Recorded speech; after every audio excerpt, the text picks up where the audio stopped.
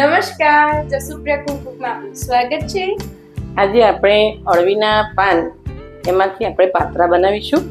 અળવીના પાન આપણે જે લેવા જઈએ છીએ બજાર માર્કેટમાં તો એ મીડિયમ સાઇઝના લાવવાના છે, બહુ મોટા કે બહુ નાના પણ નહીં, અને મીડિયમ સાઇઝના ખૂણા એકદમ ગ્રીન અને જેની દાંડી એ કોફી કલર જેવી હોય એવા આપણે પાત્રા અળવીના પાન લાવવાના છે। તો મિત્રો અમે એવી રીતે લાવ્યા છીએ અને આપણે એ પાત્રા બનાવવાનું સ્ટાર્ટ કરીએ। જો મિત્રો આપણે આ રીતના પાત્રાની પસંદગી કરીને લાવ્યા છીએ અને એને ઉપરથી જ આમ રસ કાપવાની હોય છે, પણ અમે આ જે છે જાડુ ભાગ એ અમને પસંદ નહીં આવતું, એટલા માટે ભલે પત્તું કપાઈ જાય પણ અમે એ લોકો આ રીતે એ જાડુ ભાગ વધારાનો કાપી જ નાખીએ છીએ। તમે ઉપરથી જે લઈ લો તો પણ ચાલે, એટલે પત્તું તમારું આખું જ રહે। તો આ રીતે આખી આવી જાડી દાંડી એ આપણે નીકાળી દઈશું। એના પછીની જે આ બીજી છે એને પણ આપણે આ રીતે વિરુદ્ધ દિશામાંથી આપણે લઈ અને આ રીતે ધીરે ધીરે કાઢી નાખવાની છે। બધી જ આપણે આ રીતે કાઢી નાખશું। જે બહુ જાડી હોય એને જ કાઢવાનો પ્રયત્ન કરવાનો છે, બાકી કંઈ પતલી બહુ જ હોય તો એને કંઈ કાઢવાનું નથી। તો આ રીતે આપણે કાઢી નાખીશું। તો જો તમારે જ્યારે પાત્રા બનાવવાના હોય તો એના આગળના દિવસે અથવા તો તમે 2-3 કલાક પહેલાં આ રીતે બધી જ નસો કાઢી નાખો તો આપણને સમય પણ ઓછો જાય છે અને ઝડપથી આપણે બનાવી શકીએ છીએ। તો આ રીતે મેં બધા જ પાત્રા જે મેં 500 ગ્રામ જે મેં પત્તા લીધેલા હતા એ બધા જ 500 ગ્રામ પત્તાની આ રીતે નસો મેં કાઢી નાખી છે। હવે આપણે એને માટે એનું જે બેટર બનાવીએ એના માટે આપણે બેસન લઈએ। અહીંયા આપણે એક બાઉલ લઈ લઈશું અને જેટલા આપણે પાત્રા લીધા છે, ધારો કે આપણે 500 ગ્રામ પાત્રા લીધા છે અહીંયા, તો હું એની સાથે સામે 500 ગ્રામ લોટ લઈશ। તો આપણે અહીંયા 500 ગ્રામ જેટલો ચણાનો લોટ લીધો છે, ગાયછાપ બેસન લીધો છે, ચાળીને લોટ લઈ લઈશું। હવે અહીંયા બધા મસાલા એડ કરીશું। અહીંયા મેં 2 મરચાંની પેસ્ટ લીધી છે, આપણે એની પેસ્ટ કરીને એડ કરી દીધી છે। 1 ચમચી આપણે ગરમ મસાલો એડ કરીશું અંદર। 3 થી 4 મોટી ચમચી તલ એડ કરીશું। તલથી ટેસ્ટ ખૂબ સારો આવે છે। સ્વાદ અનુસાર આપણે મીઠું એડ કરીશું। 4 ચમચી કાશ્મીરી મરચું એડ કરીશું। અહીંયા આપણે કાશ્મીરી મરચું લીધું છે તેથી થોડું વધારે લીધું છે, તમે તમારા પ્રમાણે લઈ શકો છો। 2 થી 3 ચમચી આપણે ધાણા જીરું પાવડર એડ કરીશું। અડધી ચમચી આપણે હળદર લઈશું। 1 ચમચી આપણે અજમો લઈશું। અજમો આપણે વાટીને લઈશું હાથથી। હવે આ બધા મસાલાને મિક્સ કરી લઈશું। અહીંયા આપણે 3 લીંબુનો રસ કાઢીને લઈ લીધો છે, એ એડ કરી દઈશું અને એટલા જ પ્રમાણમાં 3 થી 4 ચમચી અહીંયા ખાંડ લીધી છે। ખાંડ નાખવાથી ખાંડ અને લીંબુનું જે મિશ્રણ છે એનાથી ચટપટો સરસ એવો ખાટો મીઠો ટેસ્ટ આવે છે। હવે આપણે 1 ડોકલી તેલ એડ કરીશું। તેલથી આપણા બેટર જે છે આપણું સોફ્ટ બને છે, એથી તેલ અવશ્ય નાખવું અને આ બધાને મિક્સ કરી દઈશું। પાત્રા માટે બેટર બનાવવાનું જે પ્રોસેસ છે એ જ મેઇન છે, તેથી આ બેટરથી જ તેનો ટેસ્ટ આપણે લાવી શકીએ છીએ સારો એવો, તેથી એને સરસ ટેસ્ટ આવે એવું ચટપટું જ બનાવવું। હવે આપણે એમાં થોડું પાણી એડ કરતા જઈશું અને હલાવતા જઈશું વિસ્કરની મદદથી। થોડું પાણી રેડીને આપણે હલાવતા જવાનું છે, એટલે એમાં લમ્સ ના પડે એની કાળજી લઈશું। આપણે બેટરનું જે કન્સિસ્ટન્સી છે એ થોડી થીક જ રાખવાની છે, એટલે સરસ રીતે આપણા પત્તા ઉપર બેટર ચોંટી જાય। આપણે એક જ દિશામાં આ રીતે હલાવતા જવાનું છે 5 થી 7 મિનિટ સુધી, જેથી બેટર સરસ રીતે સ્મૂથ બની જાય આપણું અને ખાંડ ને બધું આપણું ઓગળી જાય અંદર। આપણી કન્સિસ્ટન્સી આટલી થીક રાખવાની છે, આ રીતેની આપણી એની થીકનેસ રાખવાની છે બેટરની, એટલે સરસ રીતે પત્તા ઉપર આવી જાય।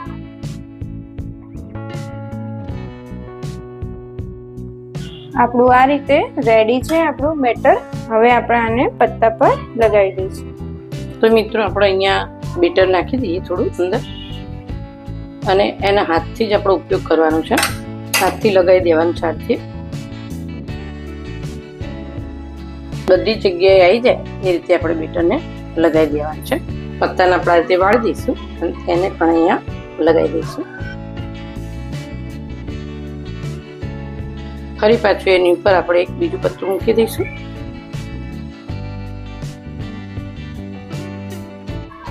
આ રીતે આપણે બધી જગ્યાએ એને ફેલાવી દેવાનું છે. સરખા પત્તા આપણે રાખીશું એટલા માટે વાળીએ છીએ કારણ કે વાટો જે વાળીએ એ આપણો સરસ રીતે આવી જાય. આવી રીતે આપણે 5-6 પત્તા ઉપરી લગાવી અને આ રીતે એને કાંટા કરી દેવાના છે. અને એક બાજુ આપણે કઢાઈ મૂકી દઈશું ગેસ ઉપર, એમાં પાણી લગાવી અને એના ધીમા તાપે ચાલુ કરી દઈશું. ચોમાસામાં અળવીના પાન એકદમ સરસ રીતે આપણને સહેલાઈથી મળી જાય છે. તો મિત્રો આપણે એને આ રીતે સરસ રીતે વાળી દઈશું. દબાઈને પત્તું વાળવાનું છે આપણે અહીંયા.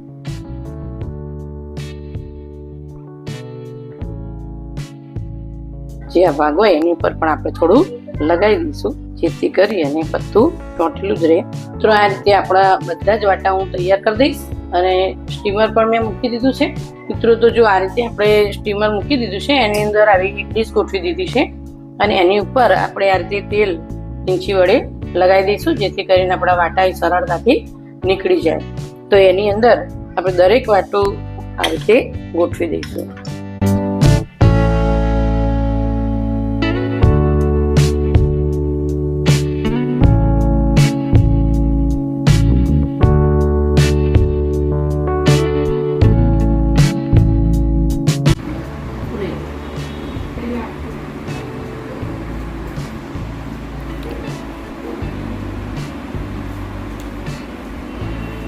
પાટલા ઉપર થાય ઓરસી ઉપર થાય નહીં.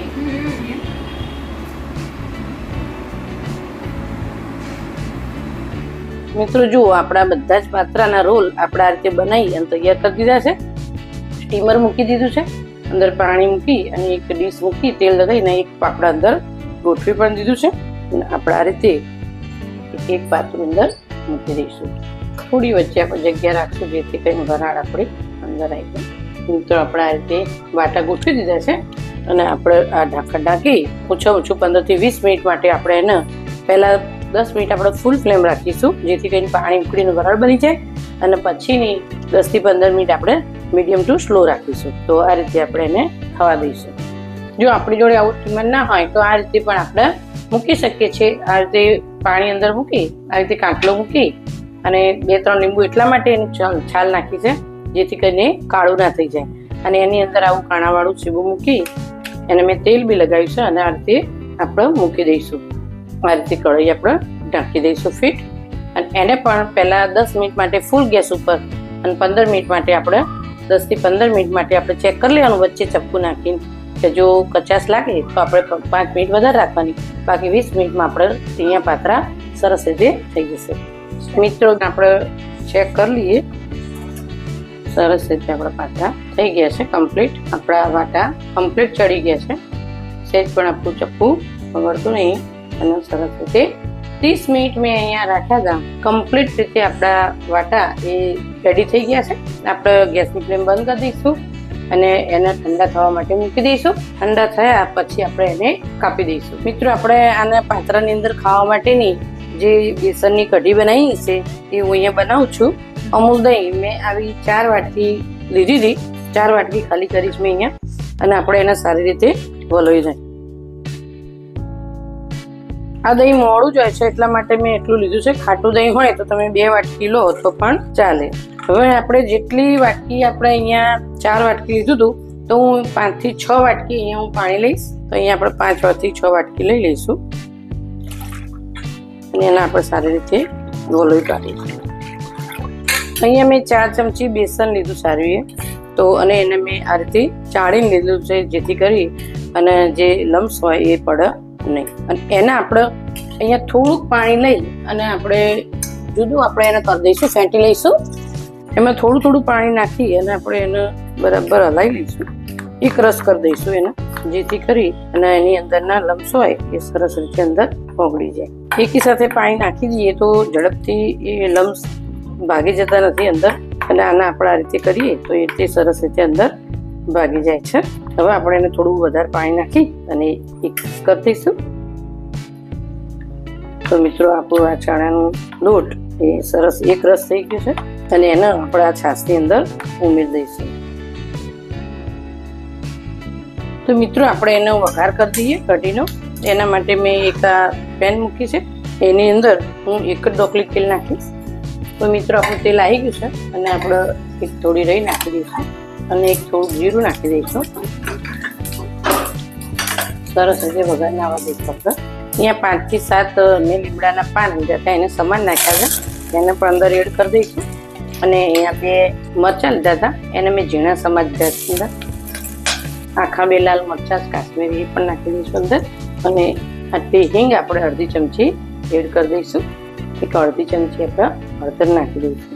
1 ચમચી ધાણા જીરું, બધું એક સરખું કરી અને આપણે બેસન અને છાશ એને આપણે એડ કરી દઈશું. સરસ વઘાર આપણું થઈ ગયું છે મિત્રો, એકદમ સરસ સ્મેલ આવી છે. અને હલાવતા રહેવાનું છે આપણે. આટલું ગરમ મસાલો નાખી દઈશું અને આટલું ગોળ આપણે અંદર એડ કરી દઈશું. એક ઉભરો ના આવે ત્યાં સુધી મિત્રો આપણે આને સતત હલાવીશું. આપણે હજુ અંદર મીઠું એડ નથી કર્યું, છેલ્લે એડ કરશું.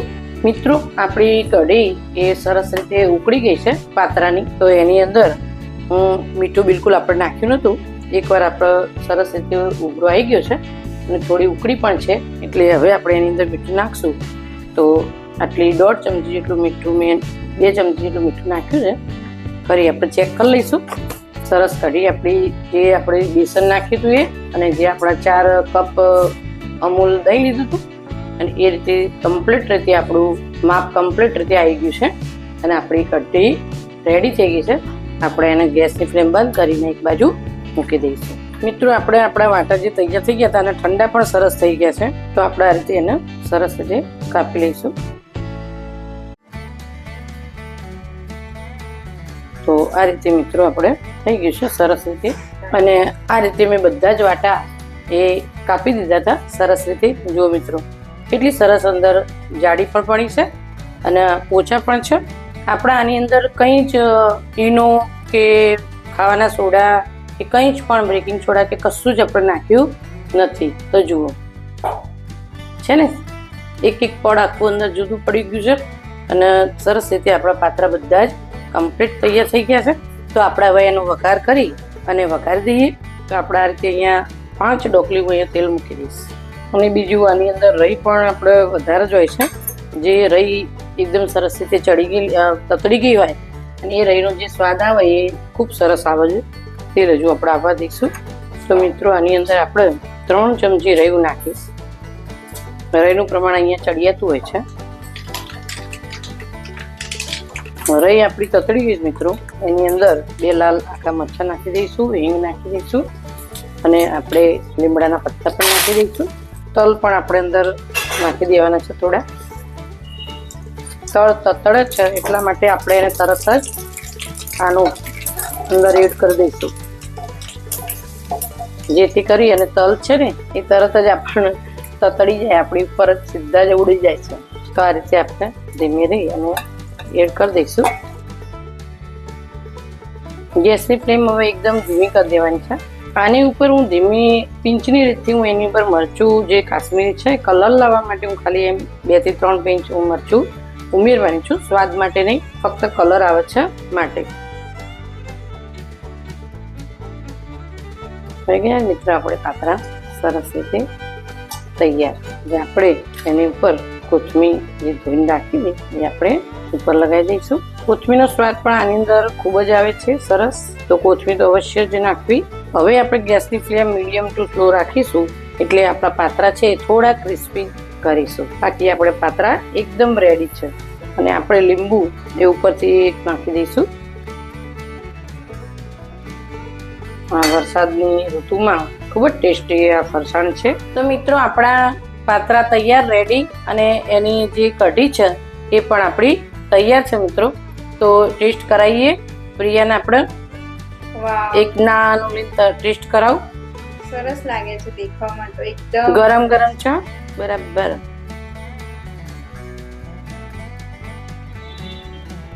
યમ્મી. બંનેની મહેનત છે, બંનેની અમારી મહેનત છે અંદર. સુપર. અને તમે આ રીતે બનાવજો. અમે અત્યારે તો વખાણ કરીએ છીએ અમારા, પણ તમારા સુધી આ પહોંચાડ્યું છે એટલે તમે બનાવજો અને પછી એ વખત તમે ટેસ્ટ કરીને પછી એમને કોમેન્ટમાં જરૂર જણાવજો કે કેટલું સરસ ટેસ્ટી બને છે. તમે આ બ્રેકફાસ્ટમાં સાંજે ભૂખ લાગી હોય, હળવો નાસ્તો કરવો હોય તો તમે આ બનાવી શકો છો. સવારના નાસ્તામાં પણ બનાવી શકો છો અને આ હલકો અને એકદમ હેલ્ધી નાસ્તો છે અને ટેસ્ટી પણ છે. વરસાદની ઋતુમાં તો અવશ્ય બનાવજો. ઘરના બધા જ ખુશ થઈ જશે. તો ફરી મળીશું આપણે આવી જ એક નવી રેસીપી લઈ. Thank you.